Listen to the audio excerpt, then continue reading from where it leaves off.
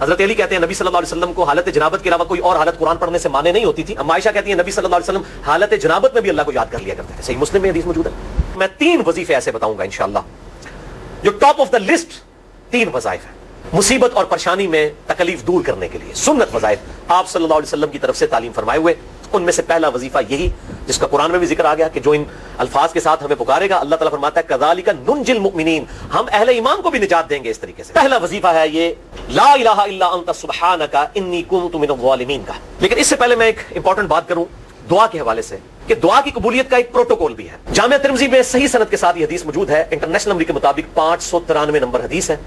سیدنا عبداللہ ابن مسعود رضی اللہ تعالیٰ عنہ کہتے ہیں کہ ایک دفعہ میں آپ صلی اللہ علیہ وسلم کی موجودگی میں نماز پڑھ رہا تھا اور سیدنا ابو بکر اور عمر رضی اللہ تعالی عنہما علیہم السلام وہ بھی وہاں پہ موجود تھے. میں نماز کے جب یعنی کہ تشہد میں بیٹھا, میں نے اللہ کی حمد کی, التحیات للہ والصلوات والطیبات, اس کے بعد درود پڑھا اور اس کے بعد میں نے دعا مانگنا شروع کی تو آپ صلی اللہ علیہ وسلم نے ارشاد فرمایا سل تعطا, مانگ تجھے دیا جائے گا, مانگ تجھے دیا جائے گا. یعنی جو درود شریف اور ذکر کے ذریعے متوجہ ہوتا ہے اللہ تعالیٰ اس کی دعا قبول کرتا ہے. اور پھر ابن مسعود ادھر ہی روایت کرتے ہیں ساتھ ہی جامعہ ترمذی میں دوسری حدیث ہے صحیح سند کے ساتھ کہ ایک شخص آیا, اس نے جو ہے وہ نماز کے دوران حمد و درود کے بغیر ڈائریکٹ اللہ سے مانگنا شروع کر دیا. تو جب وہ فارغ ہوا آپ صلی اللہ علیہ وسلم نے اسے بلا کر کہا کہ سائل تو نے مانگنے میں جلدی کی, تجھے چاہیے کہ جب دعا مانگنے لگے پہلے اللہ کی حمد بیان کر, پھر مجھ پر درود پڑھ اور پھر اللہ کی طرف متوجہ ہو. اور اس حدیث میں آتا ہے کہ ایک اور شخص آیا یعنی ابن مسعود وہ خود تھے اور اس نے اللہ کی حمد اور درود کے ذریعے دعا مانگی تو آپ صلی اللہ علیہ وسلم فرمایا سل تعطا, مانگ تجھے دیا جائے گا, مانگ تجھے دیا جائے گا.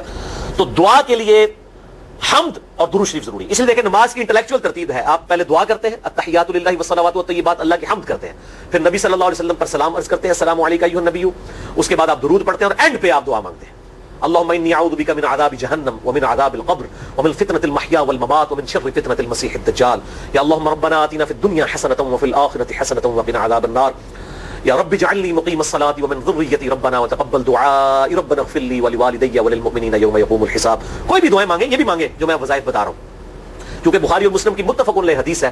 مشکات میں آپ کو تشہد والے چیپٹر میں حدیث مل جائے گی کہ نماز میں تشہد میں درود کے بعد جو چاہو اپنے رب سے مانگو, یعنی عربی میں مانگنا ہوگا, دعائیں مانگے, دعائیں معصورہ کتاب و سنت میں جتنی ہیں وہ مانگے, اس کے علاوہ بھی مانگ سکتے ہیں اگر الفاظ درست ہوں لیکن عربی زبان میں. تو یہ پہلا وظیفہ جامعہ ترمذی میں انٹرنیشنل نمبر کے مطابق 3505, مشکات میں 2292 نمبر یہ حدیث ہے. اور قرآن حکیم میں تو ہم پڑھ چکے ہیں سورۃ الانبیاء آیت نمبر 87 اور 88 میں آپ صلی اللہ علیہ وسلم نے ارشاد فرمایا کہ یونس علیہ السلام نے مچھلی کے پیٹ میں اپنے رب کو ان الفاظ کے ساتھ پکارا تھا لا الہ الا انت سبحانک انی کنت من الظالمین. اور پھر آپ صلی اللہ علیہ وسلم نے فرمایا کہ جو کوئی شخص اپنے کسی بھی معاملے میں کسی بھی پریشانی میں اس دعا کے ذریعے اللہ کی طرف متوجہ ہو اللہ تعالیٰ اس کی دعا کو قبول فرما لیتا ہے.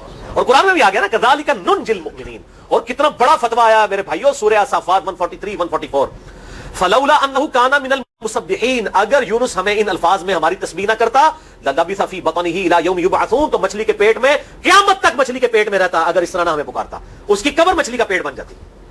یعنی یہ اتنا عطاب اور وہ دور ہو گیا اس دعا سے, بہت بڑا اسماء اعظم میں سے. تو یہ بہترین دعا, بہترین وظیفہ, اسماء اعظم میں سے بہترین چیز, اور سب سے بڑھ کر جو میں نے بات کی کہ بہترین استغفار, اللہ سے توبہ مانگنے کا بہترین ذریعہ. اور کس طریقے سے, اے اللہ تو پاک ہے نا, تجھ سے تو غلطی نہیں ہوگی, میں بندہ ہوں غلطی کروں گا, تو اللہ نے تو معاف کرنا ہے نا, کیونکہ جب بندے نے اپنی عاجزی کا اظہار کر لیا ہے اور اللہ تعالیٰ کو بتایا اللہ یہ تیری کوالٹی ہے, تو غلطی نہیں کرتا, تو میں تو انسان ہوں غلطی کروں گا. تو یہ ہے پہلا وظیفہ. دوسرا وظیفہ وہ بھی جامعہ ترمذی میں انٹرنیشنل نمبر کے مطابق 3524 نمبر حدیث ہے, لیکن ترمذی کا طریق جو ہے وہ ضعیف ہے. یہ میں پہلے بتا دوں, امام ترمذی نے ساتھ لکھا ہے یہ روایت کمزور ہے, لیکن ضروری نہیں ہوتی کہ روایت اگر ترمذی میں کمزور ہے تو کہیں اور وہ روایت صحیح نہیں موجود ہے. اس کی صحیح سند المستدرک للحاکم میں انٹرنیشنل نمبر کے مطابق 1862 نمبر موجود ہے, اور مشکات میں بھی 2454 نمبر حدیث ہے انٹرنیشنل نمبر کے مطابق. تو صحیح سند المستدرک للحاکم اور سنن نسائی الکبریٰ کے اندر موجود ہے. اور وہ وظیفہ ہے انس بن مالک کہتے ہیں اور سعد بن ابی وقاص کہتے ہیں رضی اللہ تعالی عنہما وعلیہم السلام کہ آپ صلی اللہ علیہ وسلم کو جب کبھی کوئی تکلیف یا پریشانی پہنچتی تو آپ صلی اللہ علیہ وآلہ وسلم ہمیشہ ان الفاظ میں اپنے رب کو پکارا کرتے ہیں یا حی یا قیوم برحمتک استغیث, اے خود سے زندہ ہر چیز کو تھامنے والے میں تیری رحمت کے ساتھ تیری مدد کا سوال کرتا ہوں. استغیث بولیں گے نا الف کے ساتھ حمزہ کے ساتھ تو یہ سنگولر کا صیغہ ہوگا, اور اگر ہم بولیں گے نستغیث نون کے ساتھ تو یہ جمع کا صیغہ بن جائے گا. یہ میں اس لیے بتا رہا ہوں, لوگ پوچھ رہے ہوتے ہیں بعض جگہ لکھا ہوتا ہے جناب نستغیث, بعض جگہ لکھا ہوتا ہے استغیث, کیا کریے وہ نستغیث جمع کا صیغہ بنا لیا جاتا ہے. جیسے دعا ہے سنن ابی داؤد میں اللہم اجرنی من النار، لیکن اگر جمع کا صیغہ بنائیں گے تو اللہم اجرنا من النار ہو جائے گا.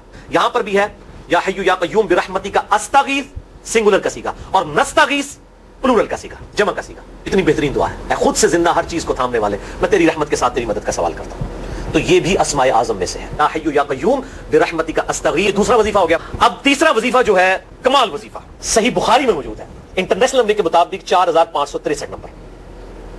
ابن عباس رضی اللہ تعالی عنہما کہتے ہیں وعلیہم السلام، وہ کہتے ہیں کہ سیدنا ابراہیم علیہ السلام کو جب آگ میں پھینک رہے تھے نا، تو ابراہیم علیہ السلام نے اس وقت کہا تھا حسبنا اللہ ونعم الوکیل، ہم نے اللہ ہی پر بھروسہ کیا اور وہی بہتر کارساز ہے.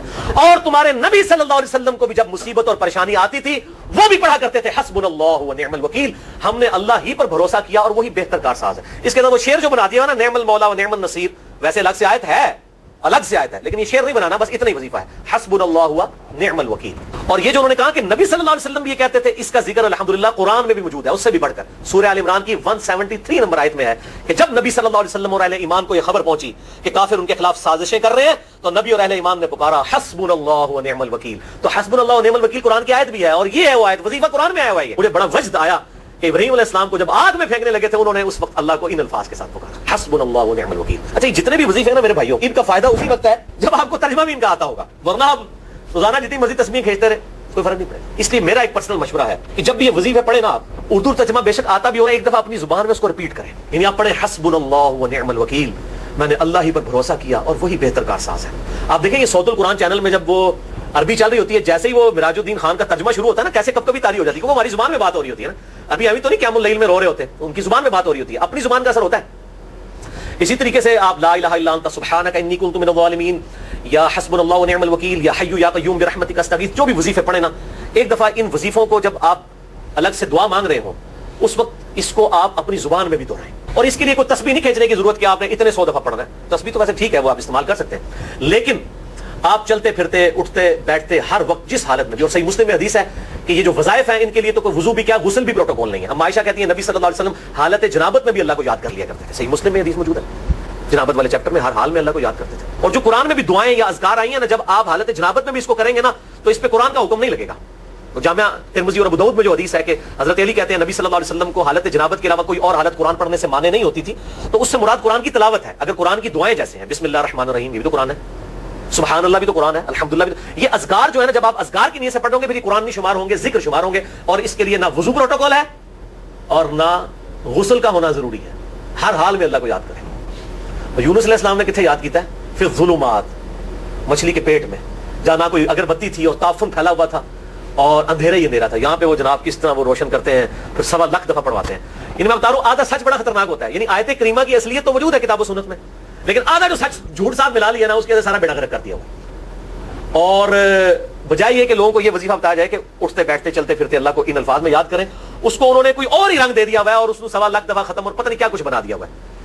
تو یہ 3 وظائف تھے بڑے اہم اس حوالے سے، اور میں نے اس کو ضروری سمجھا کہ میں یہ ضرور بتا دوں تاکہ لوگ اس پہ ایجوکیٹ ہوں، ان وظائف کو کریں. 3 وظیفے جو بتا دیے، انہی کو اگر کوئی لے لے اپنی دعاؤں میں، انہی وظائف کو کرے تو اللہ تبارک و تعالی ہر معاملے میں جو ہے وہ انشاءاللہ تعالی کفایت فرمانے والا ہے.